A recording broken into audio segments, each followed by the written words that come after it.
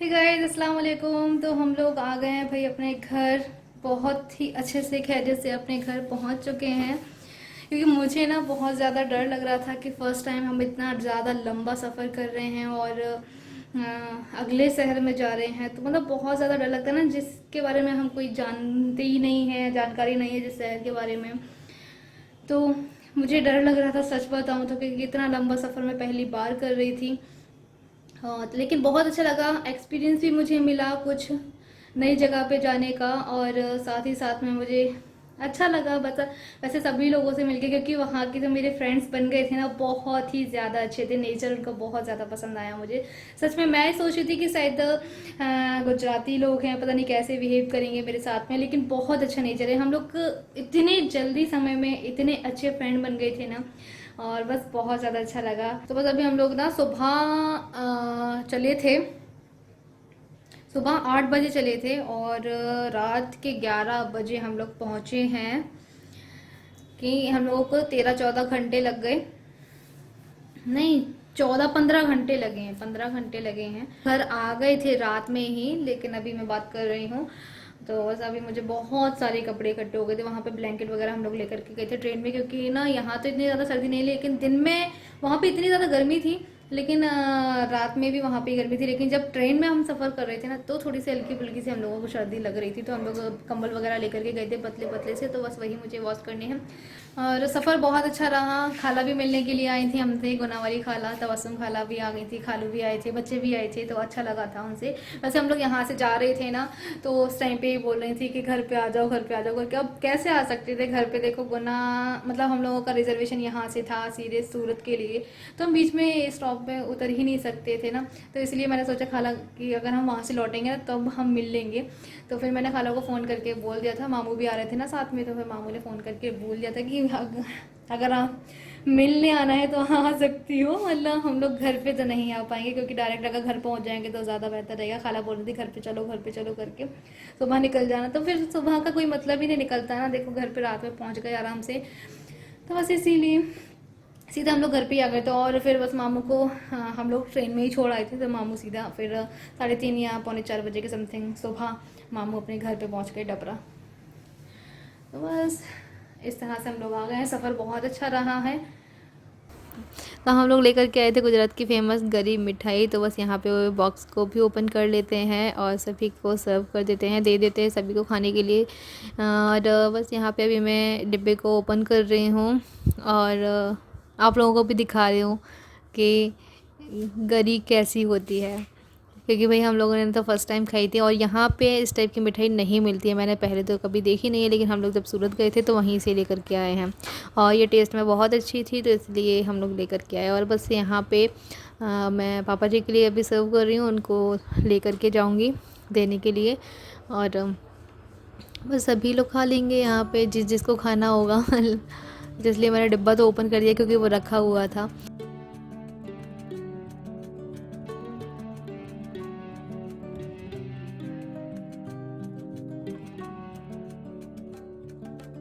और बस यहाँ पे बन रही है हमारी चाय। तो पापा जी मेरे लिए और इनके लिए, हम सभी के लिए चाय बन रही है यहाँ पे। तो हम चाय पियेंगे और थोड़ी देर बैठेंगे सबके साथ में। और सभी लोग पूछ रहे हैं कैसा रहा सफ़र, कैसा लगा वहाँ पे, सभी कुछ सूरत के बारे में। तो बस सभी को बता रहे थे हम लोग कि हाँ अच्छा था करके। तो बस थोड़ी देर हम लोग यहाँ पे बैठे, फिर उसके बाद में मैंने डिब्बा ये खोल लिया था मिठाई का, तो बस सभी को दे दिया था। और यहाँ पे चाय हमारी बन चुकी है, तो चाय भी हम छान लेते हैं फटाफट से और बढ़िया गरम गरम चाय पियेंगे। आप लोग भी आ जाओ हमारे साथ में चाय पीने के लिए।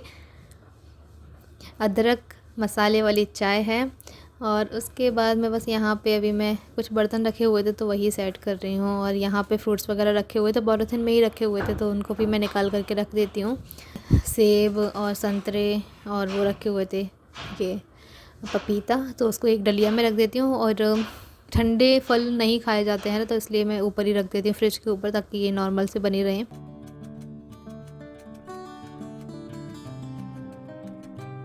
तो आंटी भी आ गई हैं, वो भी अभी झाड़ू लगा रही हैं। और अब मैं कपड़े धोने के लिए आ गई थी ना, तो यहाँ पे बाजी के कपड़े डले हुए थे तो उनको हटा देती हूँ। हाँ, क्योंकि वो सूख चुके हैं अच्छे से, और इनको एक चादर में लपेट करके रख देती हूँ अभी। तो बस यहाँ पे कुछ कपड़े हैं तो वो रख देती हूँ। और धूप इतनी ज़्यादा तेज़ है ना, मेरी आंखें नहीं खुल रही। मैं बताऊँ सच में कि मैं अगर धूप में जाती तो मेरी आंखें ही नहीं खुलती हैं। तो बस यहाँ पे मेरी देखो कितनी थोड़ी थोड़ी सी आंखें खोल रही हूँ, उसके बाद मैं ही यहाँ पे काम कर रही हूँ मैं, क्योंकि धूप बहुत ज़्यादा तेज़ है।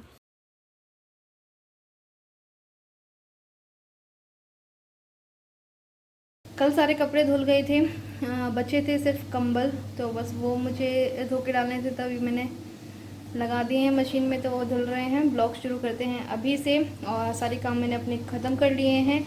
कपड़े मैं जस्ट अभी उठा कर लेकर के गई थी, तो उनको फोल्ड करके रखना है और मुझे खाना बनाना है। ब्लैंकेट बहुत ज़्यादा भारी भारी से हो गए ना, इसमें पानी भर गया है, तो उसको अच्छे से सुपर ड्राई करना है मुझे, उसके बाद ही मैं डालूँगी, क्योंकि फिर मैं अगर पानी भर जाएगा तो फिर उठा भी नहीं पाऊँगी मैं। हमारा वाला जो कंबल था ना, हम इतने टाइम से सोच रहे थे कि मुझे इसको धुलवाना है करके, वो अच्छे से धुल चुका है।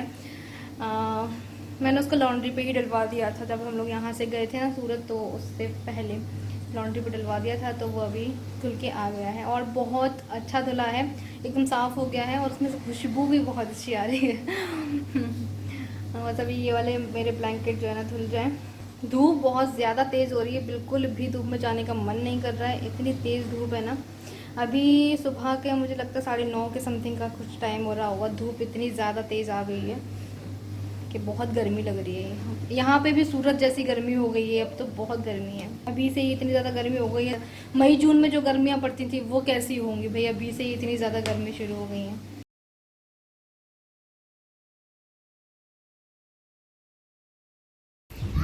लो भाई, कंबल भी धुल चुके हैं और एक यहाँ डाल दिया है। अब चलते हैं नीचे। तो बच्चों के खिलौने जो थे हम लोगों ने रात में ही दे दिए थे, लेकिन उसमें सेल नहीं आए थे बिल्कुल भी, तो फिर हम लोगों ने अभी सेल मंगवाए हैं। तो अभी बच्चों के टॉयज़ में सेल डाल देते हैं, क्योंकि ये सेल के बिना नहीं चलने वाले हैं, इन सब में सेल लगेंगी। तो ये है आलिया का गिफ्ट, ये है फ़िशिंग गेम।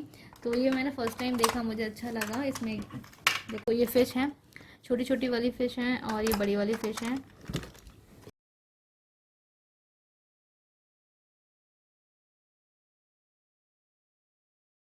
तो ये जो गेम था वो फ़िश गेम था, और यहाँ पे बच्चे बस अब एंजॉय कर रहे हैं। सभी लोगों ने अपनी अपनी स्टिक पकड़ ली हैं, और आलिया इसमें विनर हुई थी, क्योंकि आलिया ने सबसे ज़्यादा मछलियाँ निकाली थी। और इसको मैंने बताया था कि ये सानिया निकालेगी बड़ी वाली मछली और आलिया निकालेगी छोटी वाली मछली। तो दोनों ने बहुत ही अच्छे से खेला। और इसमें ना म्यूज़िक सिस्टम भी, इसमें म्यूज़िक भी बज रहा था, लेकिन अभी मैंने यहाँ पर म्यूट कर दिया है, वीडियो में कॉपीराइट नहीं आए। तो वो यहाँ से यहाँ पे इनाया भी साथ में ही खेल रही थी। तो तीनों ही बच्चे बहुत मस्ती के साथ खेल रहे हैं। अब आलिया बोली कि चाची आप मेरे साथ में खेल लो, तो बस यहाँ पे मैं बच्चों के साथ में खेल रही हूँ।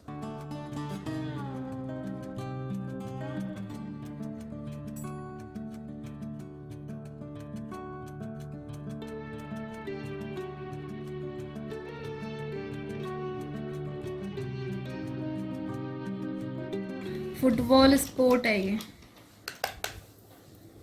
गोल। इसको ना पैरों से मारते हैं, जैसे फुटबॉल को मारते हैं ना, उसी तरह से पैरों से मारते हैं। कैसे मारते हैं? अभी दिखाते हैं। इसमें सेल डालूं पहले। 1 2 3 4 इतने से सेल। ओ वाह, कितने सुपर चलता है। हम सब खेल सकते हैं इससे, ठीक है? और ये टूटेगा भी नहीं। इनमें कैसे खिलौने आए ना टूटने वाले।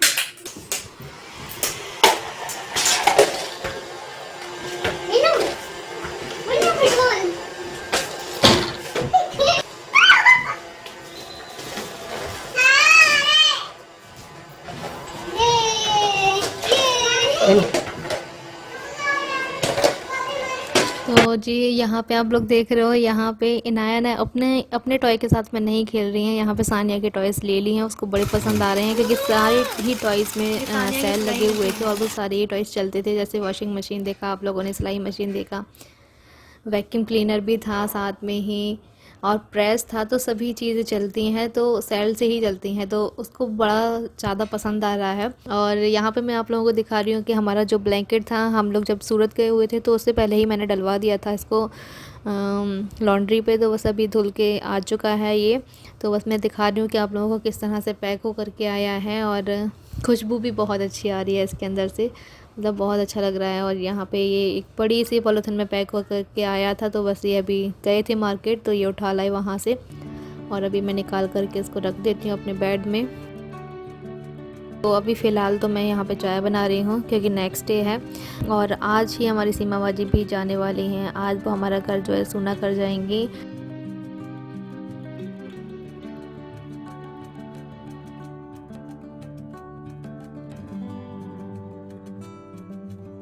मतलब बहुत ही ज़्यादा बेकार लगेगा। और यहाँ पे नाया और मोनू भाई, मतलब मोनू भाई नाया को खिला रहे हैं। नाया से बोल रही है नाया हमारे साथ में चल रही हो क्या। चानिया जा रही है, चानिया।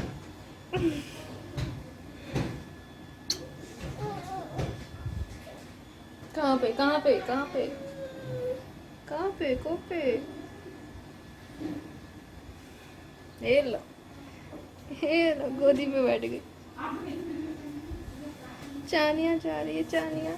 तो आज जा रहे हैं हम झांसी, और मगर मेरा जाने का बिल्कुल मन नहीं है, और इसलिए मैं अभी रेडी भी नहीं हुई हूँ। तो यहाँ पे सिंगाबाद अब जा रही हैं, उनका जाने का टाइम हो गया है। वैसे वो सुबह से ही जा रही थी कि हम सुबह वाली बस से चले जाएंगे, लेकिन हम लोग रोक रहे थे उनको कि आज नहीं जाओ, आज नहीं जाओ करके, क्योंकि वो जब जाती है ना तो घर एकदम से सूना हो जाता है तो अच्छा नहीं लगता है। और फिर भी वो नहीं मानी क्योंकि उनको एक वहाँ पे शादी अटेंड करनी थी, तो इसलिए वो वहाँ चली गई।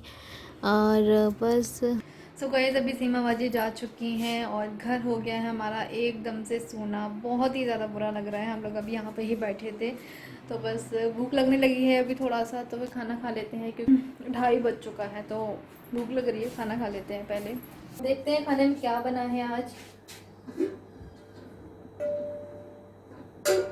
अंडा करी, रोटियाँ, दाल चावल। चलो फिर भी तो चलो भाई, ये कह रहे हैं मैं 2 ही रोटी खाऊंगा, मैं रख लेती हूँ अपने लिए एक, और थोड़े से चावल। तो यहाँ पे मैं इनसे पूछ रही थी कि खाना कहाँ पे खाना है, ऊपर खाना है या नीचे खाना है या यहीं खाना है, तो इन्होंने बोल दिया था कि यहाँ यहीं खा लेते हैं।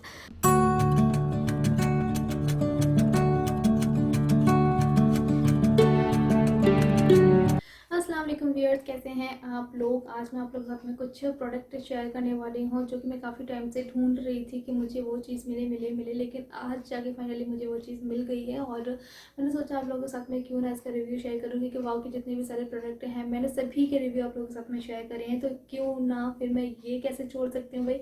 तो ये भी मैं इसका रिव्यू मैं आप लोगों के साथ में शेयर करने वाली हूँ। सो मैं बात करने वाली हूँ वाव स्किन साइंस का एलोवेरा फोमिंग फेस वॉश के बारे में। आप लोगों को पता ही होगा कि एलोवेरा हमारे स्किन के लिए कितना ज़्यादा अच्छा होता है। जब हम छोटे थे, जब हम कहीं लग जाती थी, चोट लग जाती थी, तो मम्मी दादी वगैरह हम लोग क्या एलोवेरा लगाती थी, तो वो कितना ज़्यादा सही हो जाता था, है ना।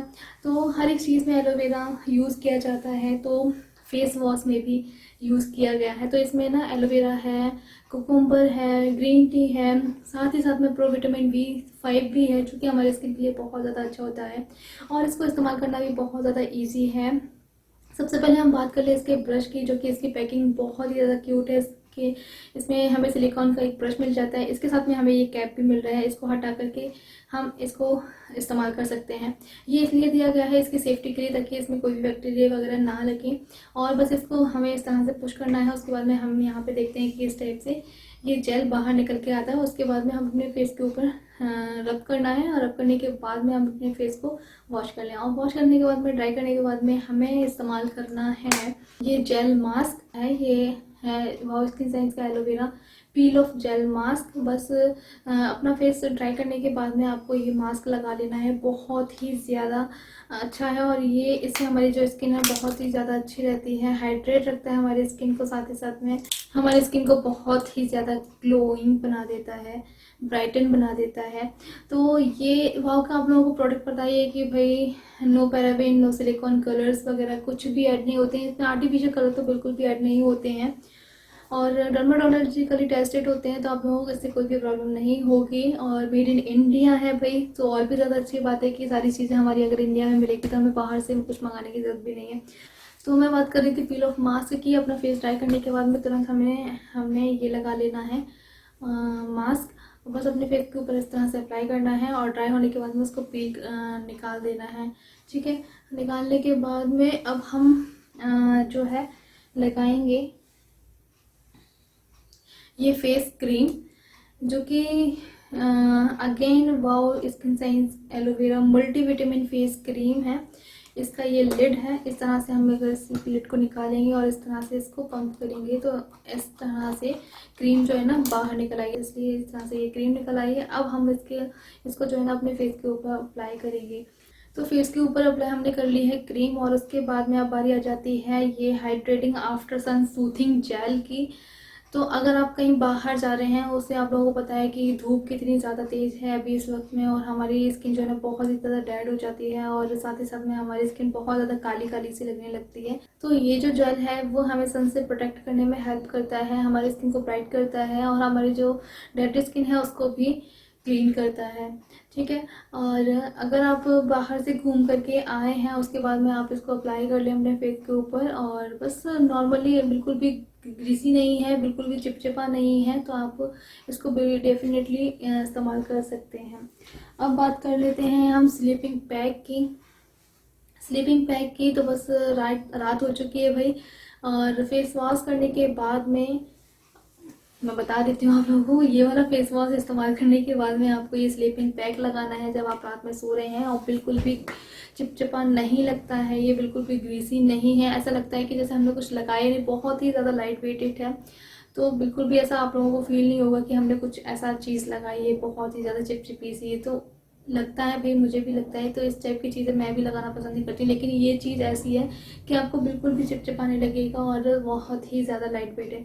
बस आपको कुछ नहीं करना है, इसको अपने फेस के ऊपर अप्लाई करना है और सो जाना है, और सुबह फेस वॉश कर लेना है, बस हो गया।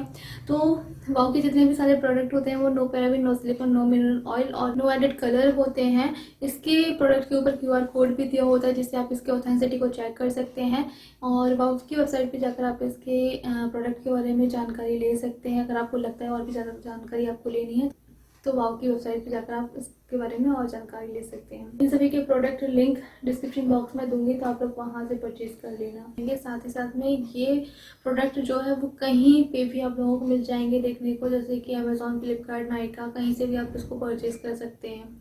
ठीक है, तो चलिए फिर इस ब्लॉग का एंड मैं यहीं कर देती हूँ। अल्लाह हाफिज़, अपना ख्याल रखें, दुआ में ज़रूर से याद रखें।